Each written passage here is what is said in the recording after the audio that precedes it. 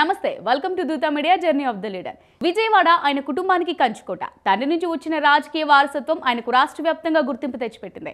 ఆయన తండ్రిని ఆ ప్రాంతాల ప్రజలు వ్యక్తిలా కాకుండా మహాశక్తిలా భావిస్తారు. ఆ వారసత్వాన్ని పుచ్చుకొని తండ్రి స్థాయిలో పాపులారిటీ తెచ్చుకోవడంలో ఇంకా వెనుకబడే ఉన్నారు.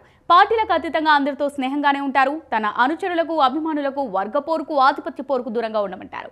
ఆయనపై ఎలాంటి అవినీతి ఆరోపణలు లేవు. నిజాయితీకి మారుపేరుగా పేరు తెచ్చుకున్న వంగవీటి మోహన్ రంగ తనయుడు వంగవీటి రాధా గురించి నేటి జర్నీ ఆఫ్ ది లీడర్ లో తెలుసుకుందాం. వంగవీటి రాధాకృష్ణ 1968లో కృష్ణా జిల్లా పెనుమలూరులో జన్మించారు. వంగవీటి ఈ పేరు తెలుగు రాష్ట్రాల ప్రజలకు ప్రత్యేకించి పరిచయం అక్కర్లేదు. ఏపీ రాజకీయాల్లో వంగవీటి రంగా ఓ వెలుగు వెలిగారు. నిత్యం ప్రజల కోసం పరితపిస్తూ ప్రజాక్షేమమే ధ్యేయంగా పనిచేశారని రంగాకు పేరు ప్రఖ్యాతులున్నాయి. అయితే ఆయన కొడుకుగా రాజకీయాల్లోకి వచ్చిన వంగవీటి రాధాకు పెద్దగా అదృష్టం కలిసి రావట్లేదు. యాక్టివ్ పొలిటీషియన్ కాకపోయినా తండ్రి నుంచి వచ్చిన వారసత్వం ఆయనకు రాష్ట్ర వ్యాప్తంగా గుర్తింపు తెచ్చిపెట్టింది. అయితే ఆ గుర్తింపును సక్రమంగా వాడుకొని ఉంటే రాజకీయాల్లో ఆయన ఈ పాటికి తిరుగులేని స్థానంలో ఉండేవారేమో. దుందుడుకు వైఖరి, తొందరపాటుతనంతో అదృష్టాన్ని చేజేతులారా వదిలేసుకుంటారని ఆయన అత్యంత సన్నిహితులు చెప్పుకుంటూ ఉంటారు.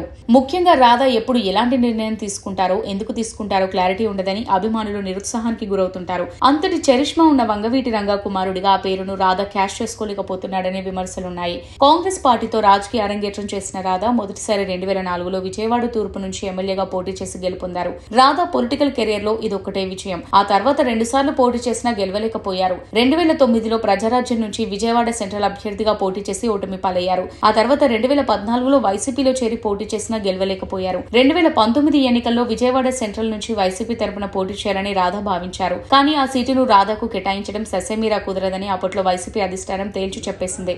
దీంతో అధిష్టానంపై ఆగ్రహంతో టీడీపీ తీర్థం పుచ్చుకున్నారు. పార్టీ మారినా టికెట్ పైన టీడీపీ అధినేత నుంచి ఎలాంటి హామీ రాలేదు. దీంతో 2019 ఎన్నికల్లో ఆయన పోటీకి దూరంగా ఉండి టీడీపీ తరపున ఎన్నికల ప్రచారానికి మాత్రమే పరిమితమయ్యారు. అయితే 2019 ఎన్నికల్లో అనూహ్యంగా వైసీపీ అధికారంలోకి రావడంతో రాధా చేతులారా భవిష్యత్ పాడు చేసుకున్నారని అభిమానులు, అనుచరులు అంతా నిరుత్సాహపడాల్సి వచ్చింది. నాటి నుంచి నేటి వరకు ఆయన టీడీపీ కార్యక్రమాల్లో పెద్దగా కనిపించలేదు.